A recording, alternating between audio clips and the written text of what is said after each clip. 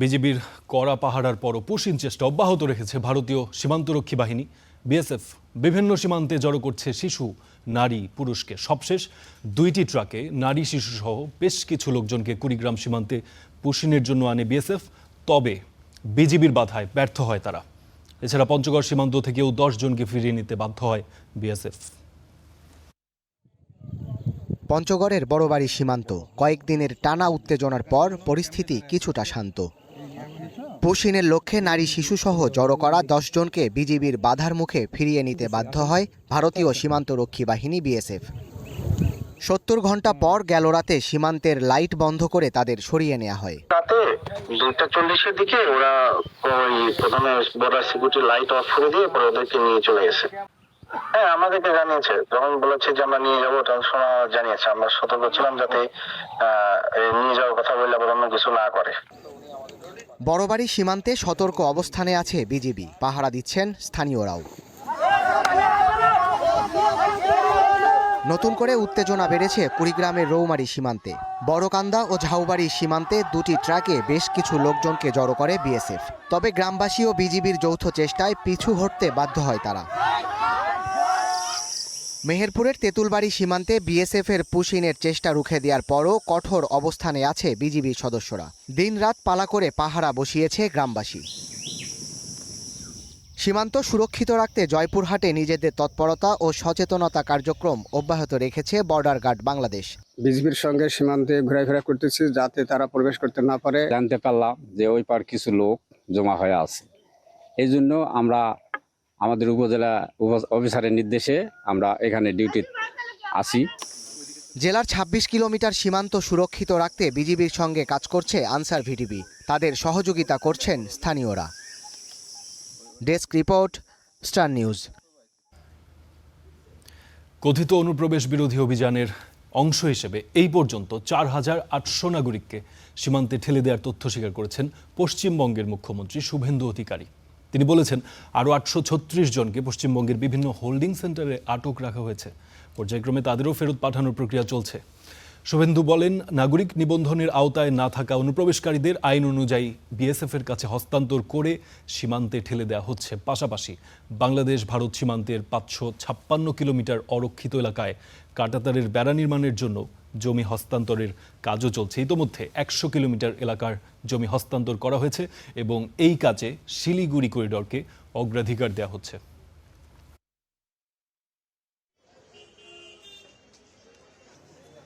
CA এর আওতায় যারা পড়েননি, সেই ধরনের অনুপ্রবেশকারী, তাদেরকে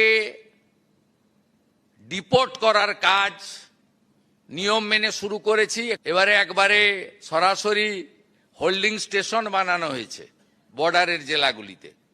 সেখান থেকে এখন অবধি 4,800কে ওপার পাঠিয়ে দেওয়া হয়েছে। আর এখন আমার হাতে আছে হোল্ডিং স্টেশনে 836 জন।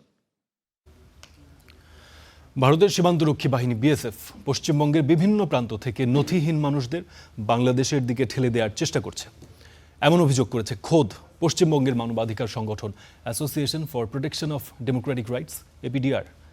বিজেপি সরকারের কথিত ডিটেক্ট, ডিপোর্ট ও ডিলেট নীতিকে মানবতা বিরোধী উল্লেখ করে এই ব্যাপারে জাতিসংঘের মানবাধিকার কাউন্সিলের হস্তক্ষেপের দাবিও করেছে এই সংগঠন। পশ্চিমবঙ্গের ক্ষমতায় এসেই বিজেপি দেশটিতে থাকা নথিহীন নাগরিকদের ডিটেক্ট, ডিপোর্ট ও ডিলিট নীতি বাস্তবায়ন করতে শুরু করেছে। নথিহীন নাগরিকদের আটক রাখতে কথিত হোল্ডিং সেন্টার বা আটক কেন্দ্র চালু করেছেন মুখ্যমন্ত্রী শুভেন্দু অধিকারী। পাশাপাশি শুরু হয়েছে বাংলাদেশের সীমান্তে ঠেলে দেওয়ার কার্যক্রম। দেশটির সীমান্তরক্ষী বাহিনী প্রায় প্রতিদিনই বিভিন্ন বয়সী মানুষদের ধরে এনে বাংলাদেশের সীমান্তে ঢোকানোর চেষ্টা করছে। তবে বাংলাদেশের সীমান্তরক্ষী বাহিনী বিএসএফ এর তৎপরতার মুখে তাদের এই কার্যক্রম সফল হতে পারছে না। পশ্চিমবঙ্গের মানবাধিকার সংগঠন association for protection of Democratic rights, APDR বলছে, বিএসএফ রাজ্যের বিভিন্ন প্রান্তে বহু মানুষকে, বিশেষত নারী ও শিশুদের বিভিন্ন জেলার সীমান্তে নিয়ে বন্দুকের ভয় দেখিয়ে বাংলাদেশে ঢুকিয়ে দিচ্ছে। সংগঠনটি বলছে, সীমান্তে নো ম্যানস ল্যান্ডে দিনের পর দিন এই মানুষেরা পড়ে থাকতে বাধ্য হচ্ছে। এদের মধ্যে গর্ভধারিণী নারী ও শিশুরা আছে। রোদ বৃষ্টি ও ঝড়ে তারা মানবেতর অবস্থায় দিন কাটাচ্ছে। বিজেপির এই বিতর্কিত কর্মকাণ্ড এক অমানবিক পরিস্থিতির সৃষ্টি করেছে। ভারত বাংলাদেশ সীমান্তের বেশ কটি জায়গায় বিএসএফ এই পরিস্থিতি তৈরি করেছে বলে জানিয়েছে এপিডিআর। সংগঠনটি বলেছে, বিজেপির কথিত ডিটেক্ট, ডিলিট ও ডিপোর্ট বা 3D নীতি অসাংবিধানিক ও বেআইনি। এটি ভারতের সংবিধানের 21 ও 14 নম্বর ধারার লঙ্ঘন। ভারতের সংবিধানের 14 নম্বর অনুচ্ছেদ এই ভূখণ্ডে থাকা সকল ব্যক্তির মৌলিক অধিকারের নিশ্চয়তা দেয়, আর 21 নম্বর অনুচ্ছেদটি সব নাগরিকের জীবন ও ব্যক্তিগত স্বাধীনতা রক্ষার নিশ্চয়তা দেয়। অসাংবিধানিক এই 3D নীতি বাতিলের দাবি জানিয়েছে সংগঠনটি। বিএসএফের ফেলে আসা সব মানুষকে অবিলম্বে ফিরিয়ে আনা ও মানবতা বিরোধী 3D নীতি বাতিলের দাবি জানিয়েছে এই সংগঠনটি। জাতিসংঘের মানবাধিকার কাউন্সিলের হস্তক্ষেপের দাবি করেছে association for protection of Democratic rights APDR. মানবাধিকার ও মানবতা বিরোধী এই কার্যক্রমের প্রতিবাদে আগামী 11 জুন মালদায় বিক্ষোভ মিছিলের কর্মসূচি ডেকেছে এই সংগঠন। ইস্তিহাদুল মাহমুদ, স্টার নিউজ। ভারতের দিল্লিতে শুরু হয়েছে বিজিবি ও বিএসএফের মহাপরিচালক পর্যায়ের 4 দিনের সীমান্ত সম্মেলন। এতে পুশিন ইস্যুতে কঠোর বার্তা দেবে ঢাকা। বিএনপি সরকারের আমলে এটিই প্রথম সীমান্ত সম্মেলন। এবার বিজিবির মূল এজেন্ডায় থাকছে সীমান্ত হত্যা বন্ধ ও বিএসএফের পুশিন চেষ্টার প্রসঙ্গ। এ ব্যাপারে সুনির্দিষ্ট ও সুস্পষ্ট তথ্য তুলে ধরে কড়া বার্তা দেওয়া হবে বলেও জানা গেছে। পাশাপাশি বিএসএফের আন্তর্জাতিক সীমান্ত আইন ও মানবাধিকার লঙ্ঘন বিষয় তোলা হবে আলোচনায়। সম্প্রতি বাংলাদেশ ভারত সীমান্তে নতুন করে উত্তেজনা তৈরি হয়েছে পুশিন ইস্যুতে। কয়েক সপ্তাহ ধরে দেশের উত্তর, উত্তর পশ্চিম ও দক্ষিণ পশ্চিমাঞ্চলের নানা সীমান্ত দিয়ে নারী, শিশু সহ বহু মানুষকে বাংলাদেশে ঠেলে দেওয়ার চেষ্টা চলছে।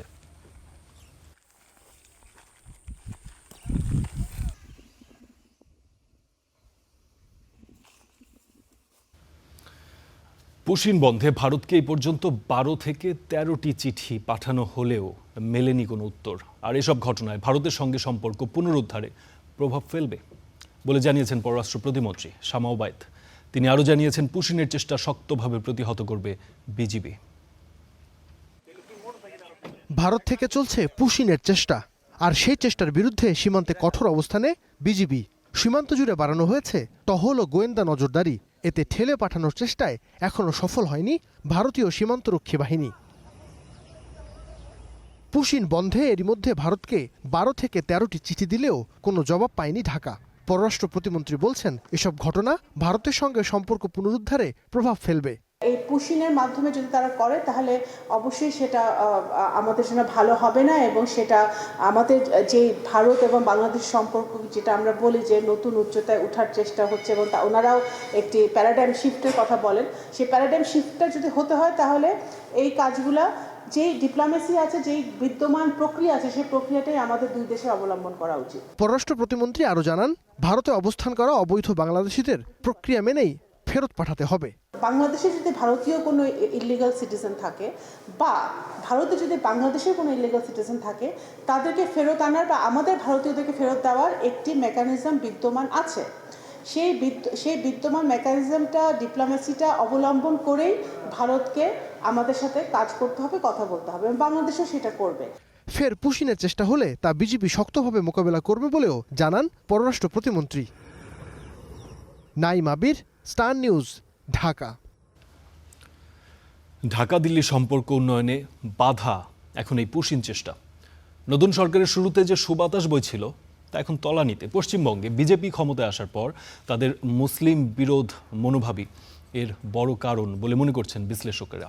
তারা বলছেন, এই সংকট উত্তরণে দিল্লির সীমান্ত সম্মেলন নয়, রাজনৈতিক সিদ্ধান্ত আসতে হবে কেন্দ্রীয় সরকারের কাছ থেকে।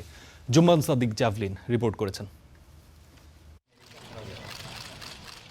অন্তর্বর্তী সরকারের সময় তলানিতে থাকা সম্পর্ক পুনরুদ্ধারে পূর্ব প্রস্তুতি অনুযায়ী কাজ করছিল ভারত। বেগম খালেদা জিয়ার শেষকৃত্য থেকে শুরু করে নতুন সরকারের শপথ, সবখানেই ছিল দেশটির উচ্চ পর্যায়ের প্রতিনিধিদের উপস্থিতি। সম্প্রতি খলিলুর রহমানের সাফল্যেও শুভেচ্ছা বার্তা দিয়েছিল দিল্লি। তবে সে পথে এবার বড় বাধা পুশিন চেষ্টা।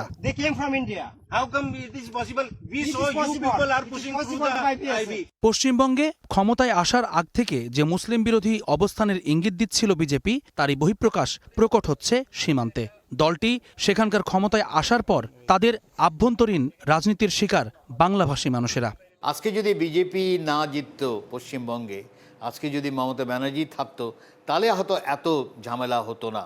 কারণ যে স্লোগান নিয়ে বা যেই ম্যান্ডেট তাকে দেওয়া হয়েছে, সেটা অনেকটা একটা বলা চলে কমিউনাল ম্যান্ডেট, আমি যদি ওইভাবেই বলি, না হলে তো এসআইআর করা দরকার ছিল না। পশ্চিমবঙ্গে নির্বাচনের আগে আমরা যে ধরনের ক্যাম্পেইন দেখেছি, সেগুলোর বাস্তবায়নের একটি চেষ্টা এই বেআইনি পুশিং অ্যাটেম্প্ট। কেন্দ্রীয় সরকার আসলে পশ্চিমবঙ্গ রাজ্য সরকারকে দিয়ে যা বলাচ্ছে, সেই বলা কথাগুলোকে কাজে রূপান্তরিত করছে কেন্দ্রীয় বাহিনীকে ব্যবহার করে। দিল্লির এই দ্বিমুখী অবস্থানে প্রশ্ন উঠছে, নিজ স্বার্থ রক্ষায় ঢাকা এখন কি করবে? এ নিয়ে বিশ্লেষকরা বলছেন, দুদেশের সম্পর্কের ভবিষ্যৎ নির্ভর করছে ভারতের আচরণের ওপর। The ball is in India's court to improve the relationship with Bangladesh. বাংলাদেশের সরকার কোনো ধরনের উস্কানিমূলক কথা বা কাজ করেনি। যারা উত্তেজনা তৈরি করছে ভারত, তাদেরকেই পারদর্শী স্বাভাবিক পর্যায়ে নামিয়ে আনতে হবে। বিজিবি বিএসএফ সীমান্ত সম্মেলনে পুশিন ও সীমান্ত হত্যা বন্ধে ঢাকা কড়া বার্তা দেওয়ার কথা বললেও তাতে খুব একটা কাজ হবে বলে মনে করেন না বিশ্লেষকেরা। হয়তো কিছু একটা আন্ডারস্ট্যান্ডিং হবে, বাইরে এসে সবাই আবার একেবারেই দেখাবে যে না আমি ছাড় দিইনি, সেও দেখাবে আমি ছাড় দিইনি, এইসবই হবে হয়তো। কিন্তু ওইটা ট্র্যাক ওয়ানের মধ্যেই থাকলো। সেই জায়গায় আমি মনে করি না যে বড় পরিবর্তন করতে পারবে। সাম্প্রতিক পুশিন চেষ্টা ছাড়াও চলতি বছরের প্রথম 5 মাসে সীমান্তে বিএসএফের গুলিতে প্রাণ গেছে অন্তত 17 বাংলাদেশির। জুম্মান সাদিক, জ্যাভলিন, স্টার নিউজ, ঢাকা। মাত্র 4 কার্যদিবসের বিচারের পর এসেছে রামিসা হত্যার রায়। এখন অপেক্ষা হাইকোর্টে ডেথ রেফারেন্স পৌঁছানোর। সেই শুনানি শেষে মৃত্যুদণ্ড বহাল থাকলে আপিল বিভাগে যেতে পারবেন আসামি এবং থাকছে রাষ্ট্রপতির কাছে প্রাণ ভিক্ষার আবেদনের সুযোগও। এত সব ধাপে মৃত্যুদণ্ড যদি বহাল থাকে তবেই কার্যকর হবে সাজা। হাইকোর্টে বিশেষ বেঞ্চ হওয়ায় এই প্রক্রিয়া 3 মাসের মধ্যেই শেষ হতে পারে বলে আশা করা হচ্ছে। 7 বছরের রামিসাকে ধর্ষণ হত্যার দায়ে 2 আসামিকে মৃত্যুদণ্ডের রায় দিয়েছে ঢাকার শিশু সহিংসতা দমন ট্রাইব্যুনাল। দ্রুত বিচারে সন্তোষ জানালেও সবার মনেই প্রশ্ন, কবে কার্যকর হচ্ছে সাজা? আইন অনুযায়ী মৃত্যুদণ্ড কার্যকরের আগে রয়েছে কয়েকটি বাধ্যতামূলক ধাপ। প্রথমেই বিচারিক আদালতের রায় অনুমোদনের জন্য যাবে হাইকোর্টে। একই সঙ্গে আপিলের সুযোগ পাবেন আসামিরাও। পরে সেই ডেথ রেফারেন্স ও আপিল নিষ্পত্তি করবে হাইকোর্ট। এই মামলার যে সার্কামস্ট্যান্সিয়াল এভিডেন্স এবং অন্যান্য যে ম্যাটেরিয়ালস, তাহা খুবই কংক্রিট। আমরা যেটা প্রতিষ্ঠিত করতে পেরেছি, আমার মনে হয় বেশি দিন লাগবে না এই মামলার ডেথ রেফারেন্স অনারেবল হাইকোর্ট ডিভিশনে নিষ্পত্তি করতে। হাইকোর্টের রায়ে মৃত্যুদণ্ড বহাল থাকলে আপিল বিভাগের দ্বারস্থ হতে পারবেন আসামি। এটা তার রাইট। তিনি তার জীবন বাঁচানোর জন্য, তাকে নিজেকে ইনোসেন্ট প্রমাণ করার জন্য আপিল করতেই পারেন। তিনি অ্যাপিলেট ডিভিশনে যেতেই পারেন এবং রেফারেন্স সাধারণত হয় যে কোনো ক্লারিক্যাল ত্রুটি অথবা এমন কোনো আইনগত পয়েন্ট যেটা হয়তো বা তখন বলা হয়নি, সেই ক্ষেত্রেও রেফারেন্স করতে পারেন। তাতেও দণ্ড খারিজ না হলে রাষ্ট্রপতির কাছে প্রাণ ভিক্ষার আবেদনের সুযোগ রয়েছে আসামিদের। সেই আবেদন নিষ্পত্তির পরই কার্যকর করা যাবে সাজা। সংবিধান যেহেতু সর্বোচ্চ আইন এবং এখানে রাষ্ট্রপতির এটা আপনার এখতিয়ার এবং ওনার এই ক্ষমতাটা আইন তাকে দিয়েছে, সংবিধান তাকে দিয়েছে। উনি যদি ক্ষমা ভিক্ষাটা না দেন, ক্ষমা ভিক্ষা না দিলে তখন তার সামনে এই আসামি মৃত্যুদণ্ড কার্যকর করতে আর কোনো বাধা থাকলো না। রামিসা হত্যা মামলায় বিচারিক আদালতের রায় এলেও এখনো বাকি রয়েছে ডেথ রেফারেন্স, আপিল, রিভিউ ও প্রাণ ভিক্ষার আবেদনের ধাপ। ইমন মাহমুদ, স্টার নিউজ, ঢাকা। চট্টগ্রামের বাকলিয়ায় 4 বছরের শিশু ধর্ষণের ঘটনায় অভিযোগপত্র আমলে নিয়েছেন আদালত। চার্জ গঠনের শুনানি হচ্ছে কাল। এর আগে বেলা 11টার দিকে চট্টগ্রাম মহানগর শিশু সহিংসতা দমন ট্রাইব্যুনালে তোলা হয় অভিযুক্ত মনির হোসেনকে। সকালে কড়া নিরাপত্তায় তাকে সেখানে আনা হয়। পরে আসামির উপস্থিতিতে অভিযোগপত্র আমলে নেন আদালত। 21 মে বাকুলিয়ার চেয়ারম্যান ঘাটা এলাকায় ওই শিশুটিকে ধর্ষণের অভিযোগ ওঠে। সেদিন বিকেলেই অভিযুক্ত মনিরকে আটক করে পুলিশ। 22 মে শিশুটির বাবা বাদী হয়ে তাকে আসামি করে থানায় মামলা করেন।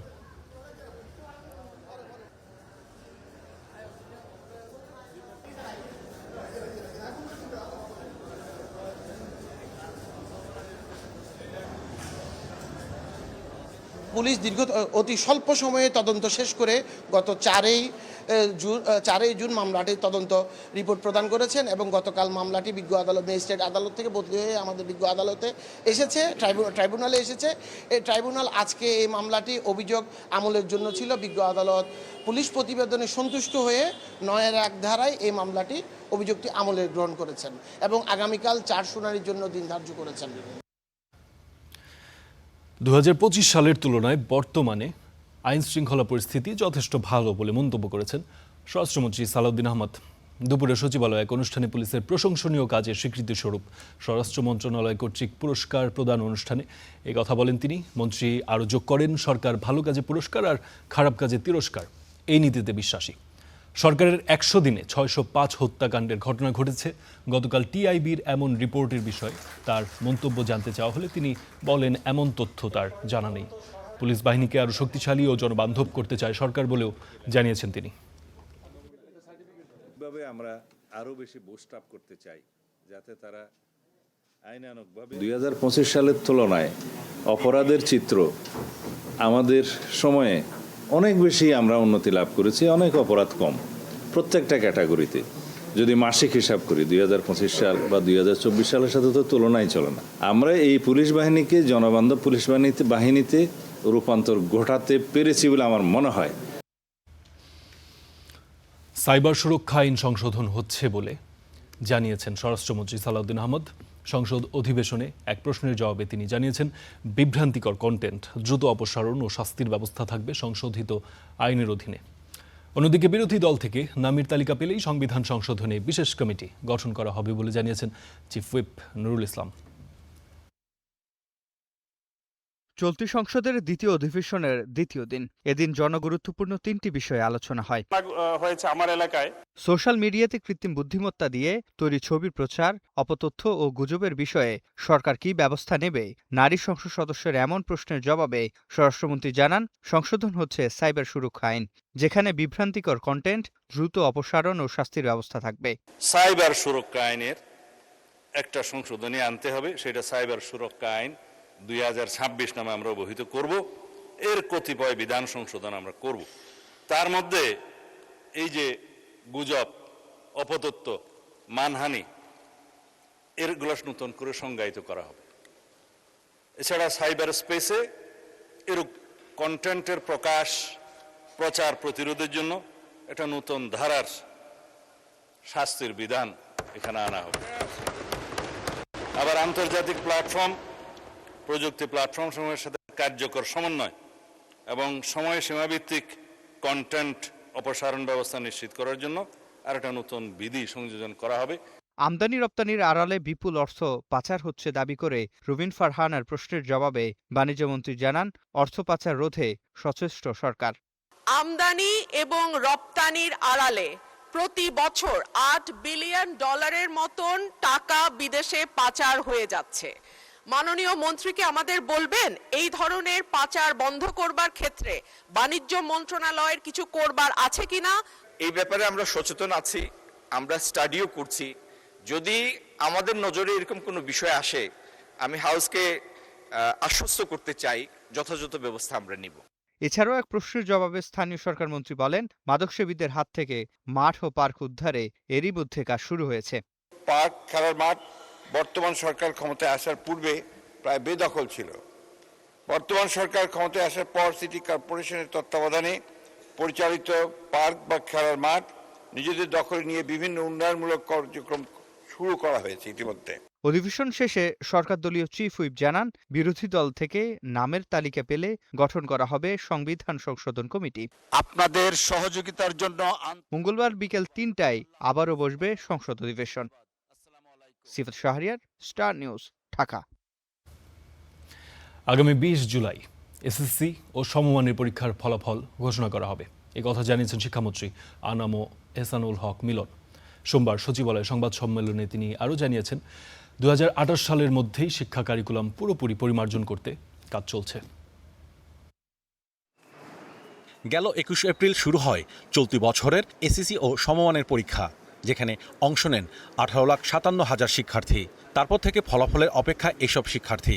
অবশেষে পরীক্ষা 60 দিনের মাথায় ঘোষিত হতে যাচ্ছে চলতি বছরের এসএসসি ও সমমানের ফল। এসএসসি রেজাল্ট আমরা 20 জুলাই আউট করব, সেই নির্দেশনা আমরা দিয়ে দিয়েছি। 2027 এ এসএসসি পরীক্ষার্থীদেরকে বেসড নিয়েই আমরা আগামী দিনে সেশন জট এবং ইউনিভার্সিটিগুলো তাদের টাইমলি ফ্যাশনে তাদের কোর্স কারিকুলাম শেষ করতে হবে। অর্থাৎ 3 ইয়ার্স কোর্স 3 ইয়ার্স হবে, 5 ইয়ার্স কোর্স 5 ইয়ার্স হবে।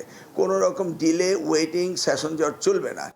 সোমবার সচিবালয়ে জাতীয় পর্যায়ের startup, science project and innovation idea showcasing programme এবং প্রাথমিক বিদ্যালয় গোল্ড কাপ ফুটবল সহ বিভিন্ন বিষয়ে শিক্ষা মন্ত্রণালয়ের এই সংবাদ সম্মেলন। এবার বাজেটে শিক্ষা খাতে জিডিপির 2% বরাদ্দ হলেও আগামীতে ধীরে ধীরে 5% করা হবে বলে আশাবাদ ব্যক্ত করেন শিক্ষামন্ত্রী। কারিকুলাম চেঞ্জ করা 3 মাসে সম্ভব নয়। একটা বাস্তবসম্মতভাবে এটাকে আমরা রিয়েলাইজ করে এই 2027-এ দিচ্ছি। আর টোটাল চেঞ্জ যেটা আশা করছেন সেটা আমরা কাজ শুরু করেছি। 2028-এ গিয়ে আপনারা সেটা দেখতে পাবেন। এ সময় প্রধানমন্ত্রী শিক্ষা উপদেষ্টা জানান, দেশব্যাপী চলমান প্রাথমিক বিদ্যালয় গোল্ড কাপ ফুটবল টুর্নামেন্টে 22 লাখ শিক্ষার্থী অংশ নিয়েছে। আগামী 20 জুন প্রধানমন্ত্রীর উপস্থিতিতে অনুষ্ঠিত হবে ফাইনাল। প্রাথমিক শিক্ষা অধিদপ্তরের অধীনে আমরা প্রাথমিক বিদ্যালয় গোল্ড কাপ ফুটবল টুর্নামেন্ট পরিচালনা করছি, যেটি বালকদের জন্য আলাদাভাবে হচ্ছে, বালিকাদের জন্য আলাদাভাবে। একটা বিপ্লব সাধিত হয়েছে। 11 লক্ষের বেশি শিক্ষার্থী যারা ছাত্রী, 11 লক্ষের বেশি শিক্ষার্থী যারা ছাত্র, অর্থাৎ ছাত্র এবং ছাত্রী মিলে 22 লক্ষের বেশি আমাদের কোমলমতি শিক্ষার্থীরা এই ফুটবল টুর্নামেন্টে পার্টিসিপেট করেছে। এদিকে আরেক অনুষ্ঠানে গণশিক্ষা প্রতিমন্ত্রী ববি হাজ্জাদ জানান, আগামী জুলাই আগস্টে সারা দেশে 1 লাখ প্রাথমিক শিক্ষার্থীর হাতে স্কুল ড্রেস, ব্যাগ, জুতা, মোজা উপহার তুলে দিতে যাচ্ছেন প্রধানমন্ত্রী। আমাদের মাননীয় প্রধানমন্ত্রী জনাব তারেক রহমান এই প্রোগ্রামের উদ্বোধন করবেন। Mahmudul Hasan, star news, Dhaka. দল বিএনপি কি সরকারে বিলীন হচ্ছে? প্রধানমন্ত্রী তারেক রহমানের প্রকাশ্য নির্দেশনা ছিল এমন যে দল ও সরকার দুটি থাকবে আলাদা, কিন্তু দলটির বিগত 3.5 মাসের কর্মসূচিতে এর কোনো প্রভাব প্রতিফলিত হয়নি। বিশেষজ্ঞরা যেটি মনে করছেন যে দলের রাজনৈতিক কর্মসূচি যদি কমে যায় তার নেতিবাচক প্রভাব দীর্ঘমেয়াদে পড়তে পারে জনসমর্থনে। বিস্তারিত সিফাত শাহরিয়ারের প্রতিবেদনে। আমরা বলি বর্তমান সরকার বিএনপির সরকার, অর্থাৎ সরকার ঠিকই আছে কিন্তু বিএনপির সরকার। সেজন্য বিএনপি যদি সহযোগিতা না করে অনেক ক্ষেত্রেই সরকার সফল হতে পারবে না। গত 9 মেয়ের বক্তব্য। দর্শক সারিতে ছিলেন বিএনপির কেন্দ্র থেকে তৃণমূল সর্বস্তরের নেতৃবৃন্দ। এখানে উপস্থিত প্রত্যেকটি মানুষ। প্রধানমন্ত্রী সেই বক্তব্যের বাইরে আরও কিছু কড়া নির্দেশনা দিয়েছিলেন নেতাকর্মীদের। সেই ক্লোজ ডোর বৈঠকে প্রধানমন্ত্রী দল ও সরকারকে আলাদা রাখার অবস্থান স্পষ্ট করেন, কিন্তু দল হিসেবে বিএনপির কার্যক্রমে এর প্রতিফলন দেখা যায়নি গত 3 মাসে। রাইট আছে, তারা ওয়ার্কআউট করতে পারেন। বিশেষ করে সংসদের প্রথম অধিবেশনে সংস্কার ইস্যুতে তৈরি হওয়া বিতর্ক নিয়ে সরকারের স্পষ্ট ব্যাখ্যা থাকলেও দল হিসেবে বিএনপির যথেষ্ট কর্মসূচি ছিল না। 50 ঘন্টা আলোচনা হয় ভালো। এছাড়াও জ্বালানি, হাম কিংবা শিশু ধর্ষণের মতো বিষয়ে সরকারের কার্যক্রম দৃশ্যমান হলেও অঙ্গ সংগঠনের তৎপরতা ছিল শূন্যের কাছাকাছি। তাদের এই অবস্থান কিছু ক্ষেত্রে সরকারকে নিয়ে ভুল ধারণার শঙ্কা তৈরি হয়েছে। বিষয়গুলোতে নিজেদের দায় স্বীকার করে অঙ্গ ও সহযোগী সংগঠনের নেতৃবৃন্দ বলছেন, ইতোমধ্যে রাজনৈতিক কর্মসূচি বাড়াতে পরিকল্পনা করছেন তারা। সরকারের বয়স 3 মাস, এই সময়ে রাজনৈতিক দল হিসাবে বিএনপির প্রোগ্রাম আসলে কমই ছিল, এটি অস্বীকার করার কোনো উপায় নেই।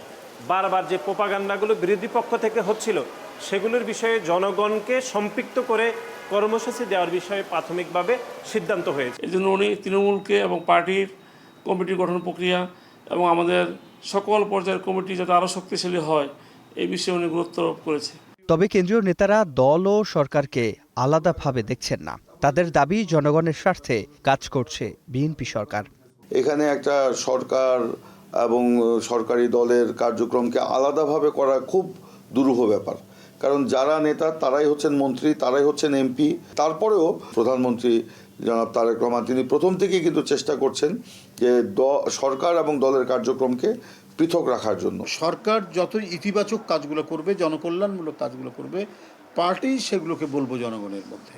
তখন জনগণের মধ্যে এটার উপরে একটা আবেগ তৈরি হবে। জনগণ জানছে আপনাদের কী বলে যে মিডিয়ার মাধ্যমে জানছে। তারপরেও দল যখন বাসায় বাসায় গিয়ে একটা লিফলেট দেয়, বাসায় বাসায় গিয়ে যখন একটা উঠান বৈঠক করে, এর মধ্যে দিয়েও মানুষ অনেক কিছু জানতে পারে।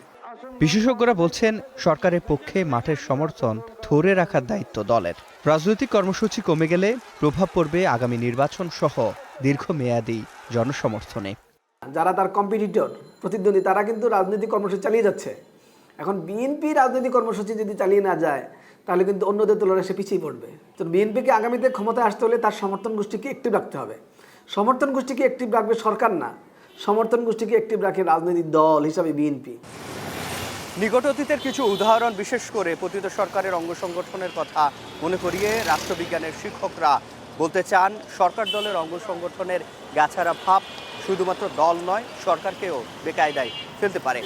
তাতে জনস্বার্থ সংশ্লিষ্ট বিষয়গুলোতে অঙ্গ সংগঠনের আরও সরব উপস্থিতি দৃশ্যমানের পরামর্শ দিচ্ছে বিশেষজ্ঞরা। সিফাত শাহরিয়ার, স্টার নিউজ, ঢাকা।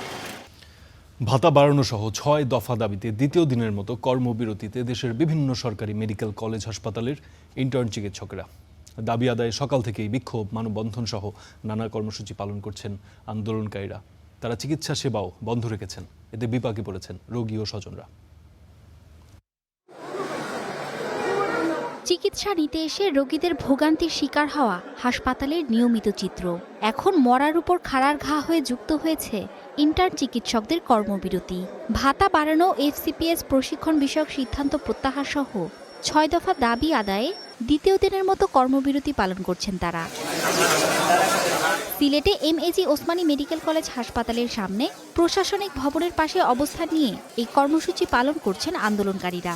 দ্রুততম সময়ের মধ্যে দাবি না মানা হলে কঠোর আন্দোলনের হুঁশিয়ারি দেন তারা। আপনাকে যদি বলা হয় বিনা বেতনে আপনি হচ্ছে গিয়ে আপনার স্কিল বাড়ায় একটা পর্যায়ে গিয়ে আপনি আপনি বেতন পাবেন, এই পাবেন, সেই পাবেন, এটা তো আসলে হইল না। ডিজি হেলথ এবং স্বাস্থ্য সচিবের সাথে আমাদের একটি মিটিং তারা কল করেছেন। তো সেই মিটিং উপরে অনেক কিছু নির্ভর করছে আমাদের পরবর্তী কর্মসূচি কি হবে। ট্রেনি চিকিৎসকদের ভাতা নবম গ্রেডের সাথে সামঞ্জস্য করে সমস্ত সুযোগ সুবিধা সহ বাড়ানো। আমাদের কর্মঘণ্টা নির্দিষ্ট না, আমাদের কাজের পরিসীমা নির্দিষ্ট না, কিন্তু বেতন খুবই স্বল্প। রাজশাহী মেডিকেলের প্রধান ফটকের সামনেও মানববন্ধন ও বিক্ষোভ মিছিল করে আন্দোলনকারীরা। তবে মিড লেভেলের ডক্টর দিয়ে সংকট মোকাবেলার কথা জানান হাসপাতালের মুখপাত্র। ঢাকা মেডিকেল সহ প্রত্যেকটা বিভাগীয় মেডিকেলের একজন করে ইন্টার্ন প্রতিনিধি ওখানে গেছেন। আর আমাদের যে 6 দফা দাবি ছিল, এই 6 দফা দাবি ওখানে আজকে উত্থাপন করা হবে, স্যারদের সাথে নেগোসিয়েশন করা হবে এবং আমরা সর্বোচ্চ আশাবাদী যে আজকের মাধ্যমে আমরা ভালো ফলাফল আশা করছি। আমাদের মিড লেভেল এবং সিনিয়র চিকিৎসকরা সর্বাত্মক সেবা কার্যক্রম স্বাভাবিকভাবে পরিচালনা করছে। আমাদের জরুরি বিভাগ, আমাদের dialysis unit, CCU, ICU, labour ward, জরুরি অস্ত্রোপচার সবই কিন্তু পূর্বের নিয়মে চলছে। একই চিত্র পটুয়াখালী মেডিকেল, ময়মনসিংহ মেডিকেল ও গাজীপুরের শহীদ তাজউদ্দিন আহমদ মেডিকেল কলেজ হাসপাতালেও ইন্টার্ন চিকিৎসক ও মেডিকেলের শিক্ষার্থীরা বিক্ষোভ মিছিল করে ও কর্মবিরতি অব্যাহত রাখে। Mithila Anju, star news. সারা দেশে ইন্টার্ন চিকিৎসকদের যে কর্মবিরতি চলছে সেটি আলোচনার মাধ্যমেই সমাধান করা হবে, এমন কথাই জানিয়েছেন স্বাস্থ্যমন্ত্রী। সচিবালয়ে স্বাস্থ্য মন্ত্রণালয়ে আয়োজিত এক অনুষ্ঠানে এমন মন্তব্য করেছেন তিনি এবং ডেঙ্গু মোকাবেলায় সব ধরনের প্রস্তুতি নেওয়া হয়েছে বলেও তিনি জানিয়েছেন। আদ্দিন হাসপাতালের বিষয়ে তিনি যেটি বলেছেন যে জনস্বাস্থ্যের বিষয়টি বিবেচনায় নিয়েই সিদ্ধান্ত নেওয়া হবে।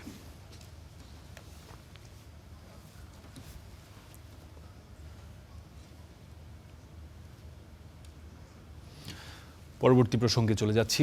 এবার সচেতন গ্রাহক ফোরামের ব্যানারে মতিঝিলে ইসলামী ব্যাংকের দিলকুশা শাখার ফটক আটকে বিক্ষোভ করেছেন গ্রাহকরা। 2 ঘন্টা ফটক আটকের পাশাপাশি একই সময়ে কর্মকর্তাদের কলম বিরতির আহ্বানও জানিয়েছেন বিক্ষোভকারীরা।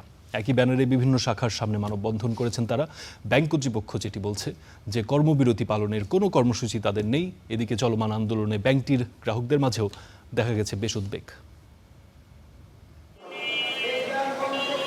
সোমবার সকালে মতিঝিলে ইসলামী ব্যাংকের প্রধান কার্যালয়ের পাশের শাখার ফটক আটকে দেয় সচেতন গ্রাহক ফোরাম। ফলে দুপুর 12টা পর্যন্ত ব্যাংকটিতে কোনো গ্রাহক প্রবেশ করতে পারেনি। এ সময় দীর্ঘক্ষণ অপেক্ষা করতে হয় গ্রাহকদের। আগে খুব ভালো ছিল সার্ভিস, খুব ভালো ছিল ইসলামিক ব্যাংকের সার্ভিস, বর্তমানে সার্ভিস ভয়াবহ খারাপ। 1 ঘন্টা বাইরে দাঁড়ানো ছিলাম, এরপর 12টার পরে ঢুকলাম, 10 লাখ টাকাটা চেক নিয়ে আসছিলাম, কিন্তু বাট পেমেন্ট করতে পারতেছে না। একইভাবে ইসলামী ব্যাংকের বিভিন্ন শাখার সামনে সকাল 10টা থেকে মানববন্ধন করা হয় সচেতন গ্রাহক ফোরামের ব্যানারে। এ সময় ব্যাংকটির বর্তমান পরিচালনা পর্ষদ ও চেয়ারম্যান খুরশিদ আলমের অপসারণ এবং সাবেক ব্যবস্থাপনা পরিচালক ওমর ফারুক খানকে পুনর্বহালের দাবি জানানো হয়। আমাদের ইসলামী ব্যাংকের সাবেক যে চেয়ারম্যান ছিল ওমর ফারুক সাহেব, তাকে বিভিন্ন হুমকি ধামকে, পারিবারিক হুমকি ধামকে দিয়ে তাকে সরানো হয়েছে। অবৈধ খুরশেদ আলম, ফ্যাসিস্টের দূষর খুরশেদ আলমকে প্রত্যাহার করার দাবিতে আমরা লাগাতার কর্মসূচির অংশ হিসেবে আজকে বাংলাদেশের সকল শাখার সামনে অবস্থান নিয়েছি। চলমান এই আন্দোলন ঘিরে ব্যাংকটির গ্রাহকদের মাঝে উদ্বেগ দেখা গেছে। অনেক শাখায় টাকা তুলতে পারছেন না বলেও অভিযোগ পাওয়া গেছে। আমরা তো 2 ঘন্টা এখান থেকে বাইরে দাঁড়াইছিলাম, তো এটা একটা ভোগান্তি না? 2-2.5 ঘন্টা দাঁড়াইছিলাম বাইরে। ব্যাংকে আসছি, টাকা তুলতে পারছি না, আবার আমরা চলে যাচ্ছি। ব্যাংক কর্তৃপক্ষ বলছে তাদের কোনো তারল্য ঘাটতি নেই। এছাড়া ব্যাংকের পক্ষ থেকে কোনো ধরনের কলম বিরতির পালনেরও কর্মসূচি দেওয়া হয়নি বলেও জানানো হয়। আমরা কোনো কলম বিরতির মেসেজ আমাদের হেড অফিস থেকে দেয় নাই, আমরা কলম বিরতিতে নাইও। আমরা আমাদের দেখতে পাচ্ছেন সাধারণ লেনদেন হচ্ছে। এটা মিডিয়াতে যতটা দেখেছি আমাদের শাখায় ওইরকম নাই, আমাদের শাখায় একেবারেই স্বাভাবিক। চলমান গ্রাহক ভোগান্তি কমিয়ে দ্রুত সমস্যা সমাধানের দাবি জানিয়েছে ব্যাংকটির সাধারণ গ্রাহকরা। Imtiaz Ahmed, star news, Dhaka. কুষ্টিয়ায় ভিক্ষাবৃত্তির জন্য অপহরণ করা 3 জন শিশুকে উদ্ধার করা হয়েছে। এ সময় গ্রেপ্তার করা হয়েছে অপহরণ চক্রের 2 সদস্যকে। পুলিশ জানিয়েছে একটি চক্র দীর্ঘদিন ধরে শিশুদের অপহরণ করে বিভিন্ন জায়গায় বিক্রি করে দিত। পরে সেই শিশুদের দিয়ে ভিক্ষাবৃত্তি করাতো আরও একটি চক্র। গত 27 এপ্রিল কুষ্টিয়ার পোড়াদহ থেকে সিফাত ও মমিন নামে 2 জন শিশু নিখোঁজ হলে পরিবার থানায় মামলা করে। পরে পুলিশ ঢাকা থেকে শিশু দুটিকে উদ্ধার করে। তাদের দেয়া তথ্যে গ্রেপ্তার করা হয় অপহরণ চক্রের 2 সদস্যকে।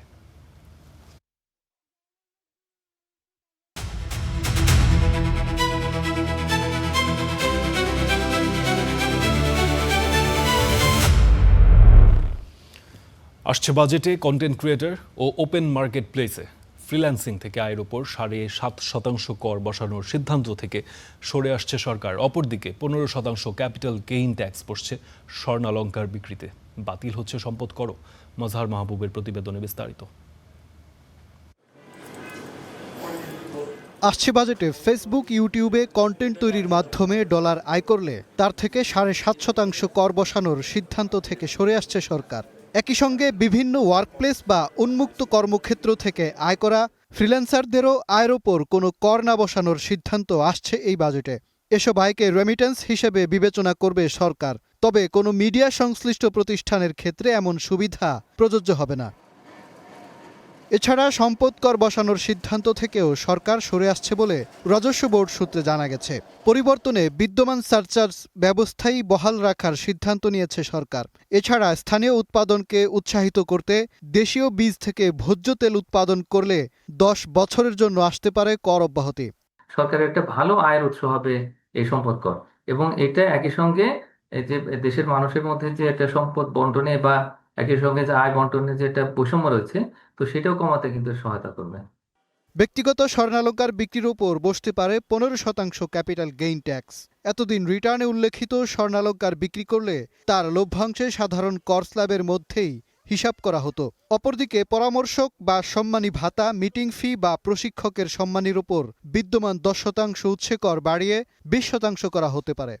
অনেক সময় যে যারা একেবারে যে সাধারণ নিম্ন মধ্যবিত্ত এই সমস্ত নারীদের স্বর্ণালংকার থাকে, তো সেটা যদি তারা বিক্রি করে কিছুটা হয়তো অন্য কোনো সম্পদ বা কোনো বিনিয়োগে এটাকে ব্যবহার করতে চান, তাহলে সেই ক্ষেত্রে এই নারীর যে এক ধরনের অর্থনৈতিক ক্ষমতায়ন হয়, তো সেটার পথ কিন্তু কিছুটা সংকুচিত হবে। যারা আসলে প্রশিক্ষক, তারাও তখন কিন্তু কিছুটা নিরুৎসাহিত হবেন এই প্রশিক্ষণ দিতে।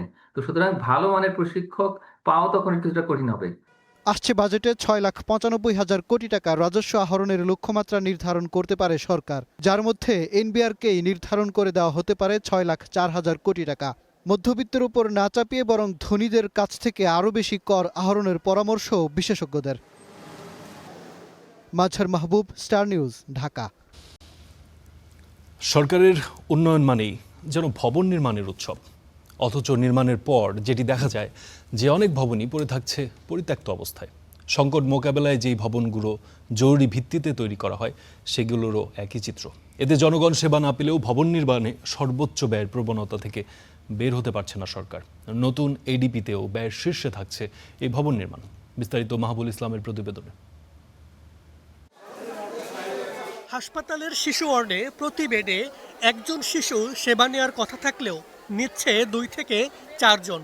মিলছে না চাহিদা অনুযায়ী ঔষধ, যত্ন কিংবা স্বাস্থ্যসম্মত পরিবেশ। চিত্রটি রংপুরের 1000 শয্যার মেডিকেল কলেজ হাসপাতালের। এখানে শিশু শয্যা মাত্র 70টি, অথচ প্রতিদিন রোগী থাকে 2 শতাধিক। পাশেই 31 কোটি টাকা ব্যয়ে নির্মিত 100 শয্যার হাসপাতাল 6 বছর ধরে পরিত্যক্ত। এই চিত্র শুধু রংপুরেই নয়, বিভাগীয় শহরগুলোতে 100 শয্যা করে শিশু হাসপাতাল হলেও তার একটিও চালু হয়নি। একটা বেডে যদি 3-4টা বাচ্চা থাকে, তো এইভাবে কি থাকা সম্ভব? কিন্তু আমাদের বাচ্চাদের এমন সমস্যা হচ্ছে, আমাদেরকে থাকতেই হচ্ছে। নোংরা পরিবেশ, যেখানে দুই জায়গায় আলাদা করে চিকিৎসা হলে আমরা ভালো বেটার মনে করতাম আর কি। এই যখন চিত্র, তখন নতুন অর্থ বছরের জন্য নেয়া উন্নয়ন পরিকল্পনার সিংহভাগ অর্থ বরাদ্দ রাখা হচ্ছে শুধু ভবন নির্মাণে। অথচ দেশ জুড়ে পর্যাপ্ত অবকাঠামো নির্মাণ হলেও তার কার্যকর ব্যবহার নিশ্চিত হচ্ছে না। নতুন অর্থ বছরে এডিপির আওতায় 1121টি প্রকল্পে বরাদ্দ 1,90,000 কোটি টাকা, যেখানে ভবন নির্মাণেই ব্যয় 43,000 কোটি টাকা। এর বাইরে যে বিশাল অঙ্কের থোক বরাদ্দ রাখা হয়েছে, সেখানেও অবকাঠামো ব্যয় শীর্ষে রাখার সম্ভাবনা আছে। বিশেষজ্ঞরা বলছেন, সরকার পরিবর্তন হলেও ব্যবস্থায় কোনো পরিবর্তন আসেনি। এ কারণে পুরনো আঙ্গিকেই নেওয়া হচ্ছে প্রকল্প, যেখানে উন্নয়ন মানেই অবকাঠামোকে বিবেচনা করা হয়। জেনে শুনে বিষ করেছি পান, তো সুতরাং তারা জেনে শুনেই তো আবার নতুন ভবন নির্মাণের প্রকল্প নিচ্ছে। একটা কমিটি গঠন করে পর্যালোচনা করে দেখা দরকার যে পরিমাণের ইনফ্রাস্ট্রাকচার ইতিমধ্যে স্বাস্থ্য খাতে করা হয়েছে, সেইগুলির কত পার্সেন্ট অ্যাকচুয়ালি এখন কাজে লাগছে, এইগুলিকে কিভাবে সর্বোচ্চ কাজে লাগানো যায়, এইটার পিছনে সময় ব্যয় করা উচিত। নতুন অর্থ বছরের জন্য মোট 3,08,000 কোটি টাকার এডিপি অনুমোদন দিয়েছে সরকার, যেখানে থোক বরাদ্দ 1 লাখ কোটি টাকারও বেশি। মাহবুল ইসলাম, স্টার নিউজ, ঢাকা।